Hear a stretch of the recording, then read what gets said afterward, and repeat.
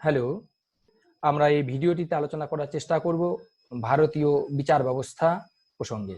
আর ভারতীয় বিচার ব্যবস্থা আলোচনা করতে গিয়ে যে বিষয়টি আমরা এখানে আলোচনা করব সেটা হচ্ছে ভারতের সুপ্রিম কোর্টের গঠন, ক্ষমতা এবং কার্যাবলী, পরিশেষে সুপ্রিম কোর্টের মর্যাদার বিষয়টিকে আমরা তুলে ধরার চেষ্টা করব। এখন এই আলোচনা করতে গেলে আমাদের প্রথমেই যেটা বলতে হয় যে উদারনৈতিক গণতান্ত্রিক ব্যবস্থায় রাষ্ট্র ব্যবস্থার একটা অন্যতম গুরুত্বপূর্ণ বিষয় হলো কিন্তু বিচার ব্যবস্থা। আর আমরা ভারতবর্ষে এই যে বিচার ব্যবস্থাকে গ্রহণ করেছি, এটা কিন্তু কোনো একটি নির্দিষ্ট দেশকে অনুসরণ করে আমরা গ্রহণ করিনি। আমরা ভারতের বিচার ব্যবস্থা গ্রহণ করার সময় একদিকে যেমন ব্রিটেনের বিচার ব্যবস্থার দ্বারা প্রভাবিত হয়েছি, অন্যদিকে মার্কিন বিচার ব্যবস্থার দ্বারাও কিন্তু যথেষ্ট প্রভাবিত হয়েছি। তবে আমরা আমাদের বিচার ব্যবস্থাকে ব্রিটেনের বিচার ব্যবস্থার মতো একেবারে দুর্বল প্রকৃতি সম্পন্ন বিচার ব্যবস্থা হিসেবে যেমন গড়ে তুলিনি, তেমনি আবার মার্কিন সুপ্রিম কোর্টের যে বিচার ব্যবস্থা, সেই বিচার ব্যবস্থার মতো অত সক্রিয় বা শক্তিশালী বিচার ব্যবস্থাও কিন্তু আমাদের দেশে গ্রহণ করেনি। বরং বলা যায় যে মার্কিন এবং ব্রিটিশ বিচার ব্যবস্থার মাঝামাঝি পর্যায়ে এক বিশেষ ধরনের বিচার ব্যবস্থা কিন্তু আমরা আমাদের দেশে গ্রহণ করেছি। ভারতের বিচার ব্যবস্থা সংগঠনের ক্ষেত্রে সংবিধান প্রণেতারা, সংবিধান রচয়িতারা এক বিশেষ অভূতপূর্ব আদর্শের দ্বারা অনুপ্রাণিত হয়েছিলেন এবং এই আদর্শটি হলো নাগরিক অধিকারকে সুদৃঢ় ভিত্তির উপর প্রতিষ্ঠিত করা। নাগরিক অধিকারকে সুদৃঢ় ভিত্তির উপর প্রতিষ্ঠিত করার দিকে কিন্তু আমাদের সংবিধান প্রণেত্রীবর্গ বিশেষভাবে জোর দিয়েছিলেন এবং এই কাজটি করতে গিয়ে তারা কতকগুলো বিষয়ের দ্বারা খুব বেশি চালিত হয়েছিলেন। বিশেষ করে সামাজিক বিপ্লবের সহায়ক সংস্থান হিসাবে তারা বিচার ব্যবস্থাকে সংগঠিত করার চেষ্টা করেছিলেন। বিচার বিভাগের তারা স্বাধীনতাকে সংরক্ষণ করার চেষ্টা করেছিলেন। দেশের ঐক্য সংহতির স্বার্থে এক অখণ্ড বিচার ব্যবস্থাকে তারা গ্রহণ করার চেষ্টা করেছিলেন। এখন আমাদের দেশে এই যে অখণ্ড বিচার ব্যবস্থার কথা আমরা বললাম, সাধারণত দেখা যায় যুক্তরাষ্ট্রীয় ব্যবস্থাপনায় কেন্দ্রীয় সরকারের স্বার্থ রক্ষা করবার জন্য একটি কেন্দ্রীয় সুপ্রিম কোর্ট যেমন থাকে, তেমনি অঙ্গরাজ্যগুলির স্বার্থ সংরক্ষণ করবার জন্য একটি প্রত্যেকটি অঙ্গরাজ্যে স্বতন্ত্র সেখানে একটি করে সেখানে সুপ্রিম কোর্ট থাকে। যেমন মার্কিন যুক্তরাষ্ট্রে যদি আমরা লক্ষ্য করি, তাহলে সেখানে দেখব যে মার্কিন যুক্তরাষ্ট্রে প্রত্যেকটি অঙ্গরাজ্যের জন্য স্বতন্ত্র সুপ্রিম কোর্ট রয়েছে। কিন্তু আমরা আমাদের দেশে এই দ্বৈত বিচার ব্যবস্থাকে গ্রহণ করিনি, আমরা যুক্তরাষ্ট্রীয় ব্যবস্থাকে গ্রহণ করেছি ঠিকই। সরকারি ব্যবস্থার ক্ষেত্রে দ্বৈত সরকারি ব্যবস্থা আমরা গ্রহণ করেছি, অর্থাৎ একদিকে কেন্দ্রীয় সরকার প্রত্যেকটি অঙ্গরাজ্যের জন্য বা কেন্দ্রশাসিত অঞ্চলের জন্য সেখানে আঞ্চলিক সরকারকে আমরা গ্রহণ করেছি ঠিকই, কিন্তু আমরা বিচার ব্যবস্থার ক্ষেত্রে আমরা রাজ্যগুলি স্বতন্ত্র বিচার ব্যবস্থাকে কিন্তু সেইভাবে আমরা স্বীকৃতি দেইনি। আমরা একটা অখণ্ড বিচার ব্যবস্থার কথা আমাদের সংবিধানে স্বীকৃতি দিয়েছি এবং এই অখণ্ড বিচার ব্যবস্থার শীর্ষে রয়েছেন ভারতের সুপ্রিম কোর্ট এবং তার অধীনে প্রত্যেকটি অঙ্গরাজ্যের জন্য আলাদা আলাদা করে একটি করে হাইকোর্ট, এক বা একাধিক রাজ্যের জন্য কোথাও কোথাও হাইকোর্ট রয়েছে এবং তার নিচে আমরা দেখব, আমি একটা চার্টের মাধ্যমে সেই জিনিসটাকে তুলে ধরার চেষ্টা করব, আমরা দেখতে পাবো সেই চার্টগুলো আমি এখানে দেখানোর চেষ্টা করছি।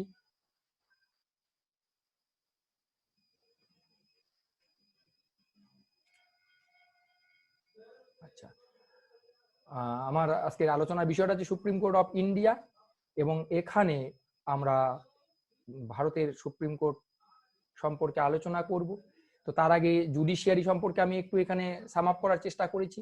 লর্ড ব্রাইজের একটি বিশেষ বক্তব্যকে আমি তুলে ধরার চেষ্টা করেছি, তোমরা একটু দেখো, এখানে লক্ষ্য করো, তাহলে সুবিধা হবে। স্ক্রিন আমি লিখে দেওয়ার চেষ্টা করেছি যে বিচার বিভাগের কর্মদক্ষতা অপেক্ষা সরকারের উৎকর্ষ বিচারের শ্রেষ্ঠ কোনো মানদণ্ড নেই বলে লর্ড ব্রাইজ বলেছেন। তাহলে একটা সরকারের উৎকর্ষতা কিন্তু চিহ্নিত হয়, একটা সরকারের উৎকর্ষতার মানদণ্ড কিন্তু হচ্ছে সেই দেশের বিচার ব্যবস্থাটা কতটা কর্মক্ষম রয়েছে তার উপরে। অর্থাৎ বিচার ব্যবস্থা যদি নিষ্ক্রিয় হয় তাহলে সরকারের উৎকর্ষতা সেখানে কিন্তু আমরা তার মানদণ্ডটা কিন্তু বিচার করতে পারবো না। এবং মানদণ্ড বিচার করার ক্ষেত্রে শ্রেষ্ঠ মানদণ্ডই হচ্ছে বিচার বিভাগের কর্মদক্ষতার কথা লর্ড ব্রাইজ বলেছেন। আমরা যে ভারতীয় যুক্তরাষ্ট্রীয় ব্যবস্থাপনা গ্রহণ করেছি, সেখানে আমি একটু আগেই বললাম যে মার্কিন যুক্তরাষ্ট্রের মতো দ্বৈত বিচার ব্যবস্থাকে আমরা গ্রহণ করিনি, আমরা একটা অখণ্ড বিচার ব্যবস্থাকে গ্রহণ করছি। অখণ্ড মানে পুরো একসঙ্গে যুক্ত রয়েছে। মার্কিন যুক্তরাষ্ট্রে যেমন কেন্দ্র রাজ্যগুলির মধ্যে আমি যে কথাটা বললাম স্বতন্ত্র সুপ্রিম কোর্ট আছে, সেখানে ভারতে কিন্তু দেশের সর্বোচ্চ আপিল আদালত হিসাবে, যুক্তরাষ্ট্রীয় আদালত হিসাবে যাই বলি না কেন, সেখানে কিন্তু আমাদের সুপ্রিম কোর্ট রয়েছে। বিভিন্ন অঙ্গরাজ্যের সর্বোচ্চ আদালত হিসেবে হাইকোর্ট রয়েছে ঠিকই, যাদেরকে সুপ্রিম কোর্টের অধীনে থেকেই কিন্তু বিচার কার্য সম্পাদন করতে হয়।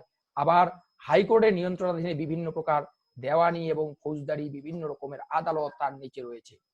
এখানে একটা আম্বেদকরের উক্তিকে আমি তুলে ধরার চেষ্টা করেছি। Doctor Ambedkar, B.R.. আম্বেদকর, তিনি বলেছেন যে ভারতীয় যুক্তরাষ্ট্রে দ্বৈত শাসন ব্যবস্থা প্রবর্তিত হলেও, অর্থাৎ আমি একটু আগে যে কথাটা বললাম যে কেন্দ্রীয় শাসন, একদিকে কেন্দ্রীয় সরকার এবং অন্যদিকে রাজ্য বা কেন্দ্রশাসিত অঞ্চলগুলির জন্য আঞ্চলিক সরকার, অর্থাৎ এই যে দুই ধরনের সরকারি ব্যবস্থাপনা আমরা প্রবর্তন করেছি।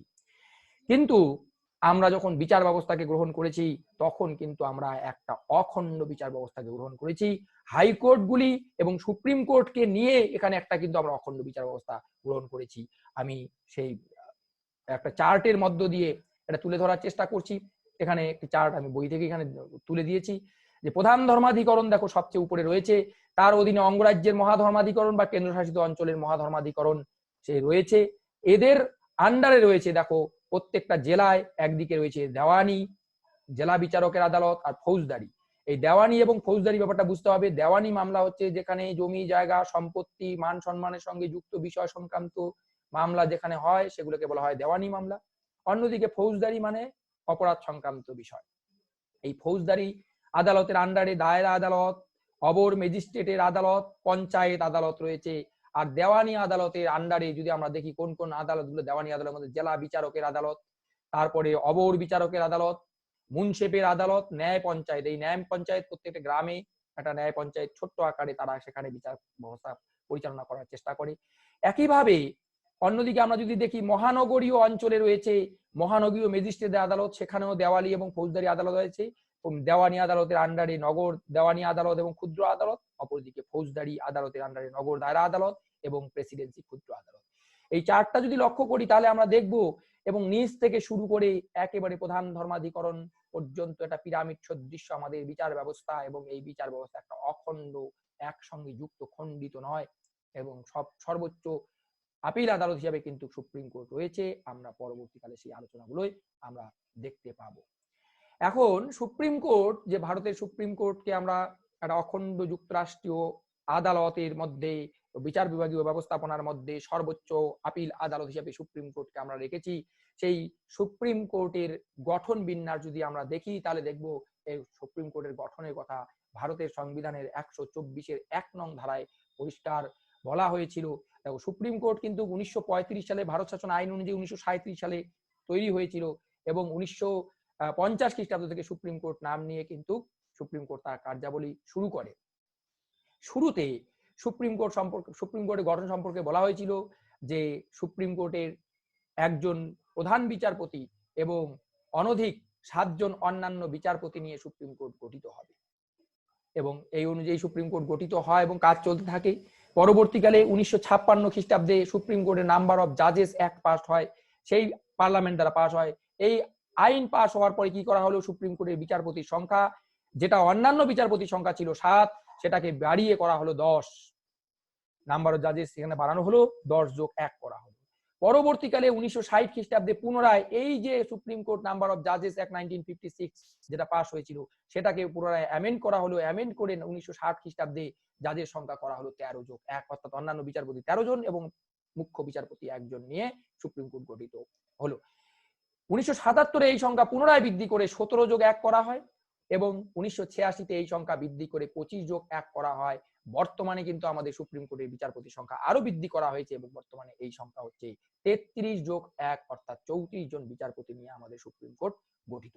এছাড়াও কিন্তু সুপ্রিম কোর্টে কিছু অ্যাক্টিং জাজ এবং কিছু অ্যাডহক জাজ নিয়োগ করার প্রথা রয়েছে। রাষ্ট্রপতি যদি মনে করেন যে বিভিন্ন সময়ে কেজের সংখ্যা বেড়ে গেছে, তাহলে সেই রকম সময় কিন্তু রাষ্ট্রপতি মনে করলে সুপ্রিম কোর্টের প্রধান বিচারপতির পরামর্শ অনুযায়ী রাষ্ট্রপতি কিছু অ্যাডহক জাজ নিয়োগ করতে পারে। এই অ্যাডহক জাজ বা অ্যাক্টিং জাজরা সাধারণত তারা বিভিন্ন হাইকোর্ট থেকে, হাইকোর্টে যে সমস্ত বিচারপতিরা যাদের সুপ্রিম কোর্টের বিচারপতি হওয়ার যোগ্যতা সম্পন্ন বা যোগ্যতার মানদণ্ড রয়েছে, তাদের মধ্য থেকে রাষ্ট্রপতি সুপ্রিম কোর্টের প্রধান বিচারপতির পরামর্শ ক্রমে কিছু বিচারপতিকে অ্যাডহক কিংবা অ্যাক্টিং জাজ হিসাবে নিয়োগ করতে পারে। তাছাড়া যদি কখনো দেখা যায় যে সুপ্রিম কোর্টের মুখ্য বিচারপতি অর্থাৎ চিফ জাস্টিস অফ ইন্ডিয়া তিনি কোনো কারণে অসুস্থ বা অক্ষমতা জনিত কারণে যদি কিছুদিনের জন্য তিনি বিরতিতে থাকেন বা তার পদটা সেই সময়ের জন্য সাময়িক যদি খালি হয়, সেই সময়ে যদি রাষ্ট্রপতি মনে করলে যে কোনো একজন জাজকে কিন্তু তিনি কি করতে পারেন, acting chief justice of India হিসাবে নিয়োগ করতে পারেন। এখন দেখা যাক যে টেনিওর, সুপ্রিম কোর্টের বিচারপতিরা সাধারণত কতদিন পর্যন্ত তারা তাদের কাজে বহাল থাকতে পারেন। সুপ্রিম কোর্টের প্রত্যেক বিচারপতি তারা সব পদে নিযুক্ত হওয়ার পরে 65 বছর বয়স পর্যন্ত তারা সব পদে বহাল থাকতে পারেন, 65 ইয়ার্স, এটা মনে রাখতে হবে। তবে তার পূর্বে যদি তাদের মৃত্যু হয় বা স্বেচ্ছায় পদত্যাগ করে বা অক্ষমতা জনিত কারণে তিনি যদি পদ থেকে সরে যান বা তাকে যদি অপসারণ করা হয়, অপসারণ করার পদ্ধতি আছে, ইমপিচমেন্ট পদ্ধতি, আমি পরে আলোচনা করব। ইমপিচ করা হয় যদি পার্লামেন্ট দ্বারা, রাষ্ট্রপতির দ্বারা যদি তিনি ইমপিচ হন, তাহলে তার পদ খালি হতে পারে 65 বছর বয়স হওয়ার পূর্বে। তবে আরেকটা জিনিস বলা হচ্ছে, সেটা হচ্ছে ভারতের সুপ্রিম কোর্টের বিচারপতিরা নিযুক্ত হবেন রাষ্ট্রপতির দ্বারা। এভরি জাজ of the Supreme Court shall be appointed by the president by warrant under his hand and seal after consultation with such of the judges of the Supreme Court and of the high courts in the states as the president to may deem necessary for the purpose, and shall hold office until attaining of the age of 65 years. আমি এটা বললাম। তাহলে supreme কোর্টের বিচারপতিদের নিয়োগ করার ক্ষেত্রে এটা কিন্তু কলেজিয়াম তৈরি করার কথা আছে। আমি কলেজিয়ামের কথা এখানে লিখিনি। সেই কলেজিয়াম বিচারপতিদের যোগ্যতা সম্পন্ন বিচারপতিদের মধ্য থেকে একটা তালিকা তৈরি করে সেখান থেকে রাষ্ট্রপতি শূন্য পদগুলো পূরণ করে। তবে প্রতি ক্ষেত্রেই কিন্তু যে কোনো বিচারপতি নিয়োগের ক্ষেত্রে কিন্তু সুপ্রিম কোর্টের প্রধান বিচারপতির সঙ্গে কিন্তু তাকে পরামর্শ করতে হয় এবং তিনি মনে করলে অন্যান্য বিচারপতির সঙ্গেও কিন্তু তিনি পরামর্শ করতে পারেন। এবার কোয়ালিফিকেশন অফ জাজ দেখতে হবে যে সুপ্রিম কোর্টের বিচারপতি নিযুক্ত হতে গেলে একজন বিচারপতির কি কি ধরনের যোগ্যতা থাকা দরকার। সুপ্রিম কোর্টের বিচারপতি নিযুক্ত হতে গেলে বিচারপতিকে অবশ্যই ভারতীয় নাগরিক হতে হবে, অর্থাৎ ভারতীয় নাগরিক নয় এমন কোন ব্যক্তি তার যত যোগ্যতাই থাক না কেন তিনি সুপ্রিম কোর্টের বিচারপতি হতে পারবেন না। A person shall not be qualified for appointment as a charge of the Supreme Court and least as a citizen of India, and যে ভারতীয় নাগরিকদের মধ্য থেকেই একজন সুপ্রিম কোর্টের বিচারপতি হিসেবে তিনি অ্যাপয়েন্টেড হবেন, ভারতীয় নাগরিক না হলে তিনি কোয়ালিফাইড হতে পারবেন না। এবং তার কি কি যোগ্যতা থাকতে হবে না, তাকে ন্যূনতম 5 বছর ধরে হাইকোর্টের কোন একটি হাইকোর্ট বা একাধিক হাইকোর্টের বিচারক হিসাবে তাকে একাধিক ক্রমে কাজ করার অভিজ্ঞতা সম্পন্ন হতে হবে। ভারতের নাগরিক এবং সুপ্রিম কোর্ট, একটা হাইকোর্ট বা একাধিক হাইকোর্টে একাধিক ক্রমে 5 বছর ধরে যদি সে বিচারপতি হিসাবে কাজ করেন তাহলে সে সুপ্রিম কোর্টের বিচারপতি হতে পারেন। অথবা এই যোগ্যতার ছাড়াও যদি কোনো ব্যক্তি সে একাধিক ক্রমে 10 বছর ধরে কোনো একটি হাইকোর্ট বা একাধিক হাইকোর্টে কাজ করার আইনজ্ঞ হিসেবে কাজ করার, অর্থাৎ আইন ব্যবসায়ী বা উকিল বা ওকালতি করার যদি তার অ্যাডভোকেট ওকালতি করার যদি অভিজ্ঞতা থাকে তাহলে তার রাষ্ট্রপতি তাকে একজন বিচারপতি হিসেবে নিযুক্ত করতে পারেন। অথবা এই যে দুটো যোগ্যতা, এই দুটো যোগ্যতার বাইরে যদি রাষ্ট্রপতি মনে করেন যে সংশ্লিষ্ট ব্যক্তি একজন আইনজ্ঞ ব্যক্তি, আইন সম্পর্কে তার বিশেষ ধারণা রয়েছে, এমন কোন ব্যক্তিকেও কিন্তু ভারতীয় নাগরিক এবং এই যোগ্যতা যদি থাকে একজন রাষ্ট্রপতির মতে, তিনি যদি বিশেষ আইনজ্ঞ ব্যক্তি হয়, বিশিষ্ট আইনজ্ঞ ব্যক্তি হন, তাহলে তাকে রাষ্ট্রপতি কি করতে পারে বা কলেজিয়াম দ্বারা সে তার নাম গৃহীত হয়ে রাষ্ট্রপতি তাকে বিচারপতি হিসাবে নিযুক্ত করতে পারে। এখন দেখা যাক যে বিচারপতিদের তো আমরা নিয়োগের কথা বললাম 124 নম্বর ধারায়, এবং বিচারপতিদের অপসারণ সংক্রান্ত বিষয়েও কিন্তু 124 নম্বর ধারার কিন্তু সাব আর্টিকেল 4-এ বলা আছে। কি বলা আছে? যে বলা আছে যে কোন বিচারপতির বিরুদ্ধে যদি এই যে প্রুভড মিসবিহেভিয়ার অর ইনক্যাপাসিটি কথাটা বলছি, আমি বাংলায় বলতে গেলে এটাকেই সামনে নিয়ে আসতে হবে। কোন বিচারপতির বিরুদ্ধে যদি প্রমাণিত অসমর্থতা এবং প্রমাণিত অসমর্থতা, অসাধুতা বা অন্য কোনো এইরকম মিসবিহেভিয়ারের যদি প্রমাণিত অভিযোগ আসে পার্লামেন্টে, তাহলে পার্লামেন্টের উভয় কক্ষে, যে কোনো কক্ষে সেটা আসতে পারে, লোকসভায় আসতে পারে, রাজ্যসভায় আসতে পারে, উভয় কক্ষের অধিকাংশের সমর্থনে বিলটি পাস হতে হবে। এবং এই অধিকাংশের সমর্থনের ক্ষেত্রে কিন্তু একটা কন্ডিশন আছে। কন্ডিশনটা কি হচ্ছে? যে উপস্থিত এবং ভোটদানকারী সদস্যের is house of parliament supported by a majority of total membership of that house and by a majority of not less than 2/3, এই যে 2/3 উপস্থিত এবং ভোটদানকারী যে সদস্যরা থাকবে তাদের 2/3 সম্মতিতে সেটা পাস হতে হবে। এবং আরেকটা মজার ব্যাপার হচ্ছে, যে voting has been presented to the president in the same session for such removal. আমরা জানি পার্লামেন্টে বিভিন্ন রকম সেশন বসে, শীতকালীন অধিবেশন বসে, বর্ষাকালীন অধিবেশন বসে এবং বাজেট অধিবেশন বসে। যে সেশনে, যে অধিবেশনে এই বিলটি আসবে সেই সেশনেই দুই কক্ষ দ্বারা পাস হতে হবে এবং বিলটিকে রাষ্ট্রপতির সম্মতির জন্য পাঠাতে হবে। তাহলেই কেবলমাত্র একজন বিচারপতিকে কি করা যায়, তার পদ থেকে অপসারণ করা যায়। এবং এই যে সুপ্রিম কোর্টের বিচারপতিদের যে অপসারণ করার পদ্ধতি, এই প্রক্রিয়াকে বলা হয় ইমপিচমেন্ট পদ্ধতি, অর্থাৎ মহাবিচার পদ্ধতি। তাহলেই একজন রাষ্ট্রপতিকে তার পদ থেকে কি করা, একজন বিচারপতিকে কি করা যাবে, তার পদ থেকে অপসারণ করা যেতে পারে। আজ পর্যন্ত একজন বিচারপতির বিরুদ্ধে এরকম একটা ইমপিচমেন্ট প্রস্তাব আলোচিত হয়েছিল। আচ্ছা, seat of the Supreme Court, কোথায় সুপ্রিম কোর্টের সিট বা তার আসর বসতে পারে? সংবিধান প্রবর্তিত হওয়ার পর থেকে 1958 খ্রিস্টাব্দ পর্যন্ত, 50 থেকে 58 পর্যন্ত সুপ্রিম কোর্ট কিন্তু তার কাজকর্ম চালিয়েছিল পার্লামেন্ট ভবনে বসে, অর্থাৎ সংসদ ভবনেই তার কাজকর্ম চলছিল। 1958 থেকে বর্তমান দিল্লিতে যেখানে এখন সুপ্রিম কোর্ট রয়েছে, সেখানে কিন্তু সুপ্রিম কোর্ট তার কাজ চালিয়ে যাচ্ছে। তবে Supreme Court shall sit in Delhi or in such other place or places as the Chief Justice of India may with the approval of the President from time to time appoint। বিভিন্ন সময়ে যে মুখ্য বিচারপতি তিনি চিফ জাস্টিস অফ ইন্ডিয়া নিযুক্ত হন, তিনি যদি রাষ্ট্রপতির অ্যাপ্রুভাল নিয়ে মনে করেন, তাহলে দিল্লিতে তো সুপ্রিম কোর্টের স্থায়ী ভবন রয়েছে, সেখানে তো সুপ্রিম কোর্টের স্থায়ী অধিবেশন বসে, সেখানে বিচার কার্য চলেই। ভারতবর্ষের যে কোনো জায়গায় বা একাধিক জায়গাতেও কিন্তু সুপ্রিম কোর্ট তার কি করতে পারে, কার্যাবলী পরিচালনা করতে পারে। অর্থাৎ এমন কোনো নির্দিষ্ট ব্যাপার নেই যে সুপ্রিম কোর্ট চাইলে কিন্তু বেঙ্গলে এসেও যে কোনো জায়গায় সুপ্রিম কোর্ট তার বিচার কার্য চালাতে পারে, যে কোনো মামলা তারা কি করতে পারে, বিচার করতে পারে।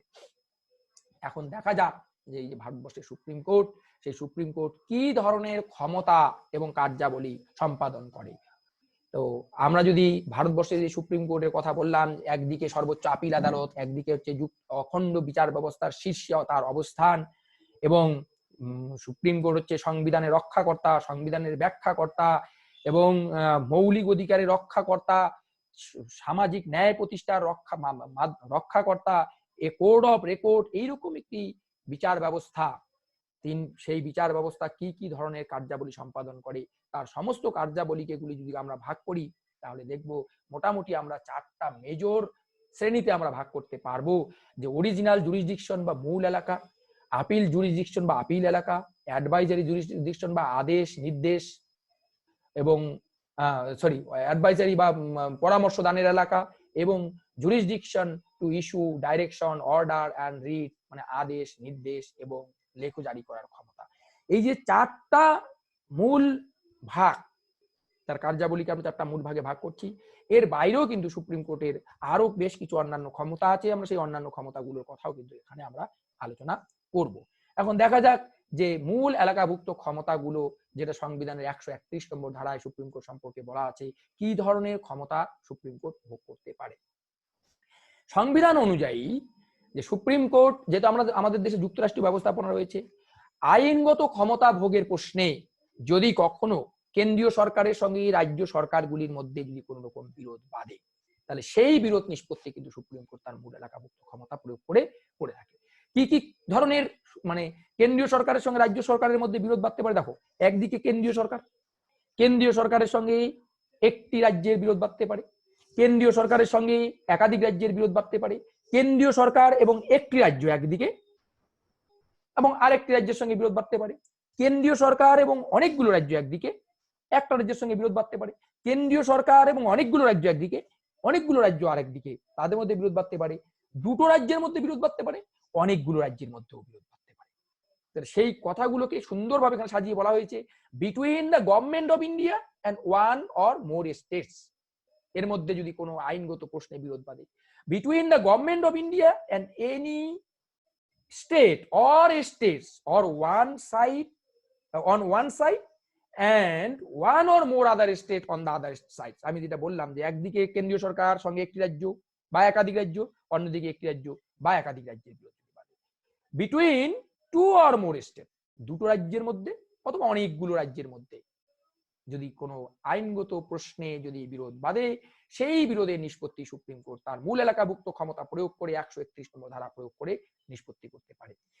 এই মূল এলাকাভুক্ত ক্ষমতা প্রয়োগের ক্ষেত্রে সুপ্রিম কোর্টের আরো কতগুলো জায়গা রয়েছে, যে সংবিধান প্রণয়নের পূর্বে যে সমস্ত চুক্তি, সন্ধি, অঙ্গীকারপত্র ইত্যাদি স্বাক্ষরিত হয়েছিল এবং যেগুলো সংবিধান প্রবর্তন হওয়ার পরও পরবর্তীকালেও চালু রয়েছে, সেই সমস্ত বিষয় নিয়ে যদি কোনো প্রশ্ন বা বিরোধ দেখা দেয়, সেইগুলো কিন্তু সুপ্রিম কোর্ট তার মূল এলাকাভুক্ত ক্ষমতা প্রয়োগ করে নিষ্পত্তি করতে পারে না। মাথায় রাখতে হবে, সংবিধান প্রণীত হওয়ার পূর্বে যে সমস্ত চুক্তি, সন্ধি, অঙ্গীকারপত্র স্বাক্ষরিত হয়েছিল, যেগুলি সংবিধান প্রবর্তিত হওয়ার পরেও কার্যকরী থেকে গেছে, চালু থেকে গেছে, সেগুলোর নিষ্পত্তি সুপ্রিম কোর্ট তার মূল এলাকাভুক্ত ক্ষমতা প্রয়োগ করে করতে পারে না।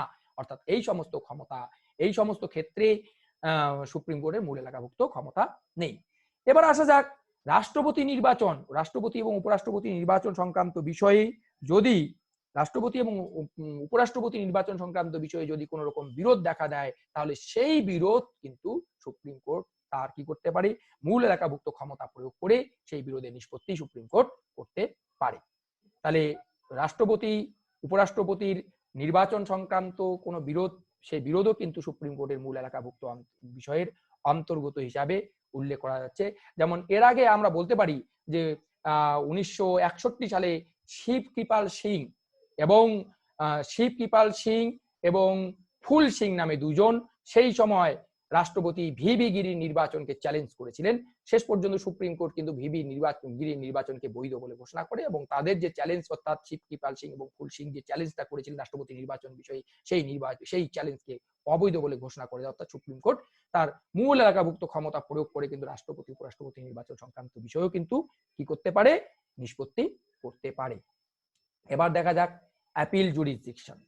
সুপ্রিম কোর্ট, আমরা আগেই বলেছি, সুপ্রিম কোর্ট হচ্ছে অখণ্ড বিচার ব্যবস্থার শীর্ষে অবস্থানকারী একটি যুক্তরাষ্ট্রীয় আদালত এবং সুপ্রিম কোর্ট হচ্ছে দেশের সর্বোচ্চ আপিল আদালত। সর্বোচ্চ আপিল আদালত হিসাবে সুপ্রিম কোর্টের সামনে মূলত 4 রকমের আপিল আসতে পারে। কি কি 4 রকমের আপিল? না, সংবিধানের ব্যাখ্যা সংক্রান্ত আপিল, দেওয়ানি আপিল, ফৌজদারি আপিল, আমি দেওয়ানি ফৌজদারি ব্যাপারটা একটু আগে বললাম, এবং বিশেষ অনুমতির মাধ্যমে আপিল। এই 4 রকমের আপিল কিন্তু সুপ্রিম কোর্টে হতে পারে। এই 4 রকমের আপিল সাধারণত সুপ্রিম কোর্টে আসতে পারে। তাহলে সংবিধানের ব্যাখ্যা সংক্রান্ত আপিল আমরা প্রথমে আলোচনা করব। সংবিধানের ব্যাখ্যা সংক্রান্ত আপিলটা কি? যে কোনো দেওয়ানি বা ফৌজদারি বা অন্য কোনো মামলা সংক্রান্ত বিষয় সম্বন্ধে, বিষয় মহাধর্মাধিকরণ, যদি সেটা দেওয়ানি হতে পারে, ফৌজদারি হতে পারে, বা যে কোনো অন্য বিষয়ের যে কোনো মামলা হতে পারে, সেই বিষয়ে যদি মহাধর্মাধিকরণ অর্থাৎ হাইকোর্ট গুলো এই মর্মে কোনো সার্টিফিকেট দিয়ে থাকে যে সংশ্লিষ্ট মানে ওই মামলাটির সঙ্গে কি সংবিধানের ব্যাখ্যা সংক্রান্ত গুরুত্বপূর্ণ কিছু প্রশ্ন জড়িয়ে আছে, সংবিধানের ব্যাখ্যা সংক্রান্ত, এই যে সংবিধানের ব্যাখ্যার কথা বললাম, সেই সংক্রান্ত কোনো গুরুত্বপূর্ণ বিষয় জড়িয়ে আছে, তাহলে সেই মামলা বিচারের জন্য সুপ্রিম কোর্টে আপিল করা যায়।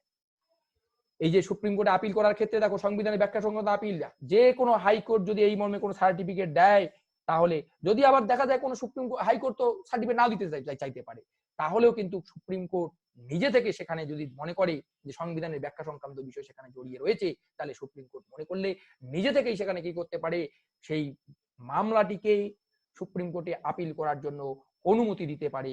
অর্থাৎ এই সংবিধানের ব্যাখ্যা সংক্রান্ত আপিলের ক্ষেত্রে এটা একটা গুরুত্বপূর্ণ বিষয়। এবার আসা যাক দ্বিতীয় রকমের আপিল, অর্থাৎ দেওয়ানি আপিল।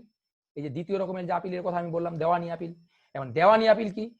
যে কোনো দেওয়ানি মামলা আমি একটু আগেই বলেছি, দেওয়ানি বিষয়টা হচ্ছে সম্পত্তি, জমি জায়গা, টাকা পয়সা ইত্যাদি সংক্রান্ত বিষয় যেগুলো, সেগুলোকে বলা হচ্ছে দেওয়ানি মামলা। কোনো একটা দেওয়ানি মামলা সংক্রান্ত বিষয়ে যদি হাইকোর্ট দেওয়ানি মামলা সংক্রান্ত বিষয়ে যদি হাইকোর্ট এই মর্মে শংসাপত্র দেয় যে সংশ্লিষ্ট মামলাটির সঙ্গে, অর্থাৎ ওই মামলাটির সঙ্গে অন্তত একটা, তো আগে একটা মামলার সঙ্গে টাকার একটা পরিষ্ঠ ছিল, সেই টাকাটা হচ্ছে 20,000 টাকা, অন্তত 20,000 টাকা মূল্যের প্রশ্ন প্রত্যক্ষ কিংবা পরোক্ষ জড়িত আছে, তাহলে সেই মামলাটি সুপ্রিম কোর্টে আপিল করা যাবে। যদিও 1972 খ্রিস্টাব্দে 30তম সংবিধান সংশোধন হয়েছে, আমরা জানি বিভিন্ন সংবিধান সংশোধন বিভিন্ন সময় হয়, 30তম সংবিধান সংশোধন হয়েছে।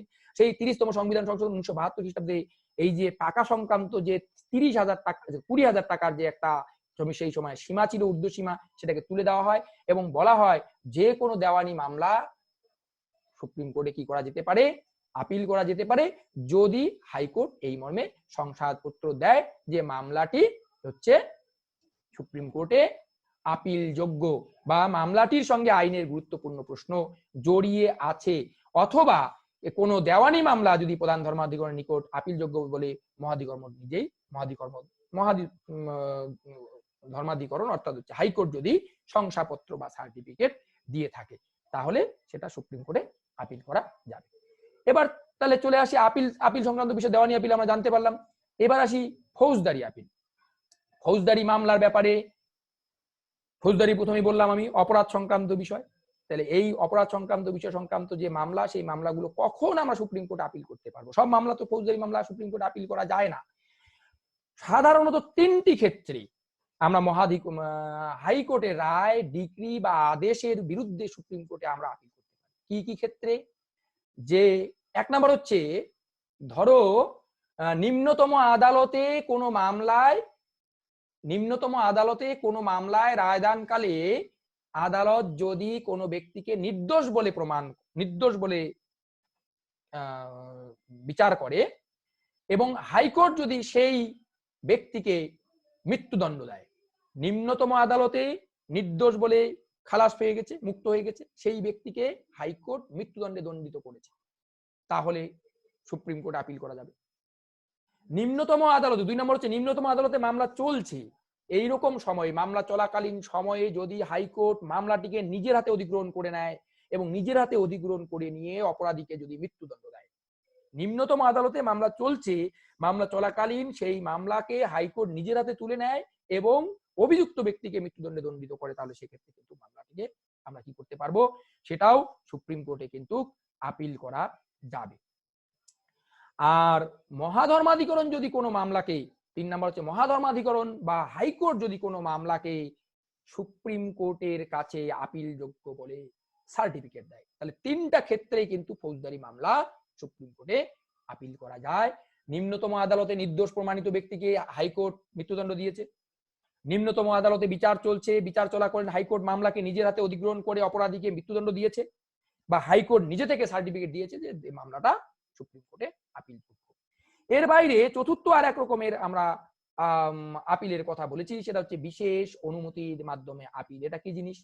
যে এই যে আমরা সংবিধানের ব্যাখ্যা সংক্রান্ত আপিল, দেওয়ানি আপিল এবং ফৌজদারি আপিল, এই যে 3 রকমের আপিলের কথা বললাম, এই 3 রকম আপিল ছাড়াও সুপ্রিম কোর্টের কাছে আর একটা বিশেষ অনুমতির মাধ্যমে আপিল করা যায়। ভারতের যে কোনো আদালতের যে কোনো রায়, যে কোনো আদেশ বা যে কোনো দণ্ডের বিরুদ্ধে আপিল করার জন্য কিন্তু বিশেষ যে অনুমতি, সেই অনুমতি কিন্তু সুপ্রিম কোর্ট নিজেই দিতে পারে, নিজেই সেটা প্রদান করতে পারে।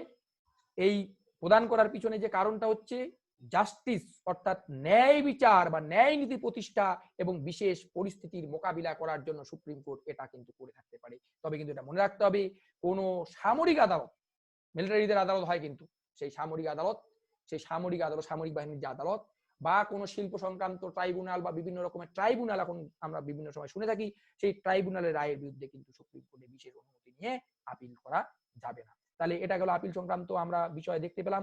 এবার আমরা দেখি অ্যাডভাইজারি জুরিসডিকশন, অর্থাৎ পরামর্শদান সংক্রান্ত এখতিয়ারভুক্ত ক্ষমতা।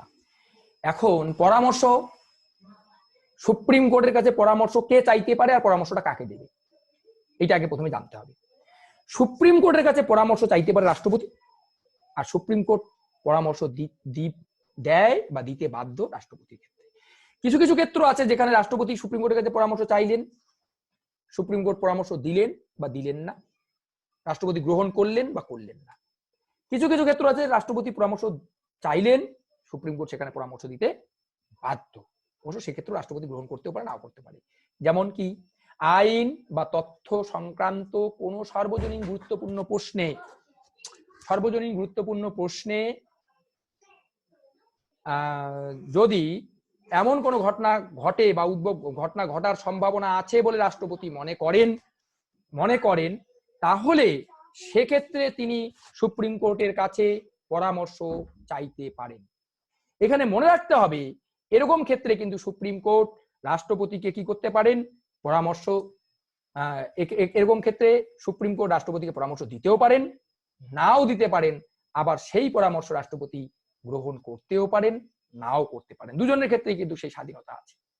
দ্বিতীয় আরেকটি ক্ষেত্রে রাষ্ট্রপতি সুপ্রিম কোর্টের কাছে পরামর্শ চাইতে পারেন, সেটা হচ্ছে সংবিধান তৈরি হওয়ার পূর্বে, প্রবর্তিত হওয়ার পূর্বে যে সমস্ত সন্ধি, চুক্তি, অঙ্গীকারপত্র আমি লিখে দিয়েছি প্রভৃতির মধ্যে যেগুলি সংবিধান প্রবর্তিত হওয়ার পরেও প্রবর্তিত বলবৎ থেকে গেছে, সেই সব বিষয়ে কোনো বিরোধ যদি দেখা দেয় তাহলে রাষ্ট্রপতি সেটা সমাধান করার জন্য সুপ্রিম কোর্টের কাছে পরামর্শ চাইতে পারেন। এখানে মনে রাখতে হবে এইরকম ক্ষেত্রে সুপ্রিম কোর্টের কাছে রাষ্ট্রপতি যদি পরামর্শ চায় তাহলে রাষ্ট্রপতিকে সুপ্রিম কোর্ট পরামর্শ দিতে বাধ্য, কিন্তু সেই পরামর্শ রাষ্ট্রপতি গ্রহণ করতেও পারেন, নাও করতে পারেন। অর্থাৎ দুটো ক্ষেত্রে, উপরেরটার ক্ষেত্রে দেখা যাচ্ছে রাষ্ট্রপতিকে পরামর্শ চাইতে পারেন, সুপ্রিম কোর্ট দিতেও পারেন, নাও দিতে পারেন, রাষ্ট্রপতি গ্রহণ করা না করা রাষ্ট্রপতির ইচ্ছার উপর নির্ভর করবে। দ্বিতীয় ক্ষেত্রে রাষ্ট্রপতি পরামর্শ চাইতে পারেন বা চান, যদি চান তাহলে সুপ্রিম কোর্ট সেখানে পরামর্শ দিতে বাধ্য, কিন্তু সুপ্রিম কোর্ট পরামর্শ দিতে বাধ্য হলেও রাষ্ট্রপতি সেই পরামর্শ গ্রহণ করতেও পারেন, নাও করতে পারেন। আচ্ছা, এই গেল পরামর্শ সংক্রান্ত বিষয়, সুপ্রিম কোর্টে কখন পরামর্শ দিতে পারে, কোন কোন ক্ষেত্রে দেবে ইত্যাদি।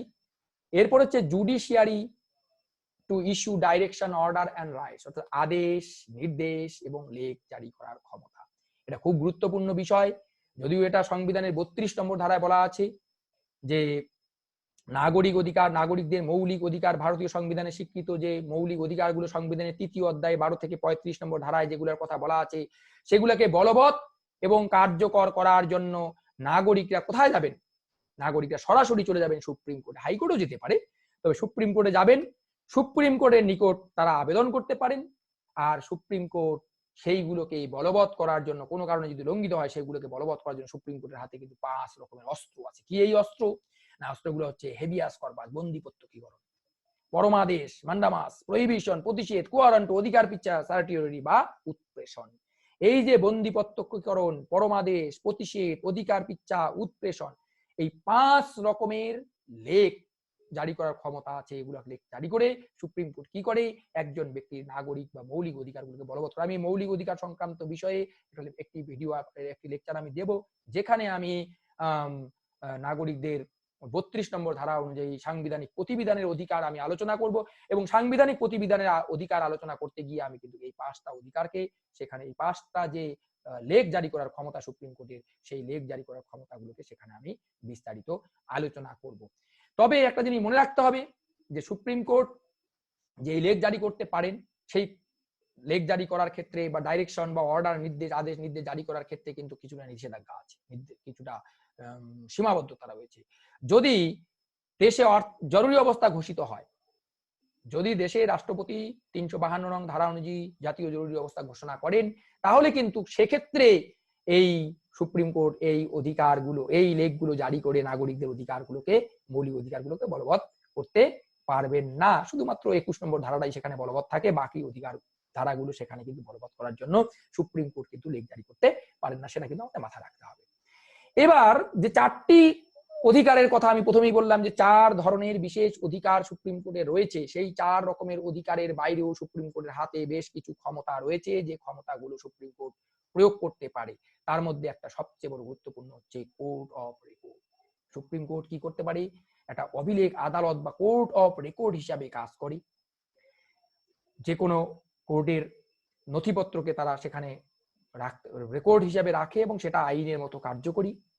নিজের রায় বা আদেশ সুপ্রিম কোর্ট পুনর্বিবেচনা করতে পারে। অতীতে একটা রায় দিয়ে দিয়েছে, পরে দেখা গেল সেটা সামাজিক ব্যবস্থাপনার সঙ্গে সামঞ্জস্যপূর্ণ নয় বা রাষ্ট্রীয় ব্যবস্থাপনার সঙ্গে সামঞ্জস্যপূর্ণ নয়, সুপ্রিম কোর্ট নিজের রায় কিন্তু নিজেই পুনর্বিবেচনা করে পুনরায় রায় দিয়ে আগের রায়টাকে নাল অ্যান্ড ভাইট করে দিতে পারে, বাতিল করে দিতে পারে। সুপ্রিম কোর্ট কি করতে পারে? আদালত অবমাননাকারী, অর্থাৎ সুপ্রিম কোর্ট যে রায় দিয়েছে, নির্দেশ দিয়েছে, সেটাকে যদি কোনো ব্যক্তি, কোনো সংস্থান, কোনো প্রতিষ্ঠান বা সরকার যদি অবমাননা করে, তাহলে এই অবমাননাকারীকে সুপ্রিম কোর্ট শাস্তি দিতে পারে। যে কোনো ডিক্রি বা আদেশ জারি করতে পারে। সেই ডিক্রি বা আদেশগুলো কিন্তু আইনের মতো কার্যকর হবে। সুপ্রিম কোর্ট, আমরা বলি না সুপ্রিম কোর্টের নির্দেশ অনুযায়ী এটা হচ্ছে, সুপ্রিম কোর্টের নির্দেশ অনুযায়ী ওটা হচ্ছে, এটা বলা হয়ে থাকে। বা বিভিন্ন রাজ্যে কেন্দ্রীয় সরকার প্রতিনিধি দল পাঠায়, সুপ্রিম কোর্টের নির্দেশ অনুযায়ী হচ্ছে। তো সুপ্রিম কোর্ট যে নির্দেশ বা আদেশ জারি করে সেটাও কিন্তু ওয়ান কাইন্ড অফ আইনের মতো কাজ করে এটা কিন্তু। এবং সর্বোপরি সুপ্রিম কোর্ট যদি মনে করে যে তার যে কাজগুলো করতে হবে সেই কাজ করার জন্য তিনি প্রয়োজনীয় সংখ্যক কি করতে পারেন, কর্মচারী নিয়োগ করার ক্ষমতাও কিন্তু সুপ্রিম কোর্টের হাতে আছে। তাহলে এইগুলো কিন্তু গেল সুপ্রিম কোর্টের ক্ষমতা এবং কার্যাবলীর মধ্যে অন্যতম। এবার আসি আমরা সুপ্রিম কোর্টের একটু মর্যাদা, আমি সংক্ষেপে একটু আলোচনা করব। সুপ্রিম কোর্টের মর্যাদা আমরা যদি আলোচনা করি যে সুপ্রিম কোর্ট কি ধরনের পদ মর্যাদা ভোগ করে বা কি ধরনের সুপ্রিম কোর্টের সামনে মর্যাদা রয়েছে, আমরা সেগুলো একটু সংক্ষেপে আলোচনা করার চেষ্টা করব। বা প্রধান ধর্মাধিকরণ বা সুপ্রিম কোর্টের যে মর্যাদা, এখন ভারতের সুপ্রিম কোর্টের মর্যাদা প্রসঙ্গে বলতে গেলে আমরা প্রথমেই একজনের নাম বলবো, তিনি হচ্ছেন আল্লাদি কৃষ্ণস্বামী আইয়ার। আল্লাদি কৃষ্ণস্বামী আইয়ার তিনি মন্তব্য করেছেন যে ভারতের যে সুপ্রিম কোর্ট, সেই সুপ্রিম কোর্ট হচ্ছে বিশ্বের যে কোনো দেশের সুপ্রিম কোর্ট বা যে কোনো দেশের যে সর্বোচ্চ আদালত রয়েছে সেই আদালত অপেক্ষা অধিক ক্ষমতার অধিকারী। এখন আমাদের মনে হতেই পারে আল্লাদি কৃষ্ণস্বামী আয়ার যে মন্তব্য করেছেন সেই মন্তব্যটা আমাদের একটা রং চড়ানো, একটা অতিশয়োক্তিপূর্ণ মন্তব্য। কিন্তু তা সত্ত্বেও আমরা যদি একটু লক্ষ্য করি তাহলে দেখব যে আমাদের সুপ্রিম কোর্ট কি করতে পারে না। সুপ্রিম কোর্ট এখানে যুক্তরাষ্ট্রীয় আদালত হিসাবে, সর্বোচ্চ আপিল আদালত হিসাবে, সংবিধানের ব্যাখ্যাকর্তা হিসাবে, সংবিধানের রক্ষাকর্তা হিসাবে এবং অভিভাবক হিসাবে গুরুত্বপূর্ণ ভূমিকা পালন করে। মার্কিন সুপ্রিম কোর্টের মতো হয়তো কোনো আইনকে, আইনসভা প্রণীত আইন বা কংগ্রেস প্রণীত আইনকে সুপ্রিম কোর্ট বাতিল করে দিতে পারে না। ডিউ প্রসেস অফ ল আমাদের নেই, কিন্তু আমাদের সুপ্রিম কোর্ট কতগুলো জায়গায় কিন্তু খুব গুরুত্বপূর্ণ ভূমিকা পালন। আমি প্রথমেই বলেছি act as the guardian and the final interpreter of the constitution. কিভাবে সুপ্রিম কোর্ট সংবিধানের রক্ষাকর্তা, অভিভাবক, ব্যাখ্যাকর্তা হিসেবে কাজ করে। পার্লামেন্ট যদি সংবিধানের নির্দেশ অনুযায়ী আইন পাস না করে বা পার্লামেন্ট প্রণীত আইন যদি কখনো সংবিধানের বিরুদ্ধে চলে যায়, তাহলে সুপ্রিম কোর্টের হাতে ক্ষমতা রয়েছে সেইটাকে অভিভাবক হিসাবে সেই সংবিধানকে রক্ষা করার জন্য পার্লামেন্ট প্রণীত আইনকে বাতিল করে দেওয়ার ক্ষমতা রয়েছে। আমরা এই জন্য বিভিন্ন সময়ে বিভিন্ন রকম আইনের কথা দেখেছি, গোলকনাথ মামলা থেকে শুরু করে কেশবানন্দ ভারতী মামলা, সজ্জনশীল মামলা, মিনার্ভা মিলস মামলা, এগুলোর কথা আমরা বলবো। এগুলো রয়েছে গুরুত্বপূর্ণ মামলা। যেমন 1973 কেশবানন্দ ভারতী মামলায় রায় দেওয়া হয় যে পার্লামেন্ট কি করতে পারবে না, পার্লামেন্ট মৌলিক অধিকার সংশোধন করতে পারবে না। এই রায়টা দিয়ে যে সুপ্রিম পার্লামেন্টের হাত থেকে সংবিধান সংশোধনের ক্ষমতা কিছুটা কেড়ে নেওয়ার চেষ্টা করলেন। কিন্তু 1976 খ্রিস্টাব্দে 42তম সংবিধান সংশোধন করে সুপ্রিম কোর্ট কি করলে, পার্লামেন্ট কি করলো, পার্লামেন্ট সুপ্রিম কোর্টের এই রায়টাকে বাতিল করার জন্য তারা বলল যে না, পার্লামেন্ট মৌলিক অধিকার সহ সংবিধানের যে কোনো অংশ সংশোধন করতে পারে। আবার 1980 খ্রিস্টাব্দে মিনার্ভা মিলস মামলা হলো, সেই মামলায় রায় দান করতে গিয়ে বিচারপতি রায় দিয়ে কি বললেন যে না, পার্লামেন্ট মৌলিক অধিকার পরিবর্তন করতে পারে, কিন্তু পার্লামেন্ট সংবিধানের বেসিক স্ট্রাকচারকে কোনোভাবেই পরিবর্তন করতে পারবে না। যাই হোক, এরকম বিভিন্ন রায় দিয়ে সুপ্রিম কোর্ট বিভিন্ন সময়ে সংবিধানকে রক্ষা করার চেষ্টা করেছে। একটা যুক্তরাষ্ট্রীয় আদালত হিসাবে সুপ্রিম কোর্ট ভূমিকা পালন করে থাকে। আমরা প্রথমেই বলেছি যে ভারতের সুপ্রিম কোর্ট হচ্ছে যুক্তরাষ্ট্রীয় আদালত, অর্থাৎ যুক্তরাষ্ট্রীয় আদালত হিসাবে কেন্দ্র রাজ্যের সঙ্গে শুধুমাত্র আইনগত ক্ষমতা ভোগের প্রশ্নে বিরোধ নয়।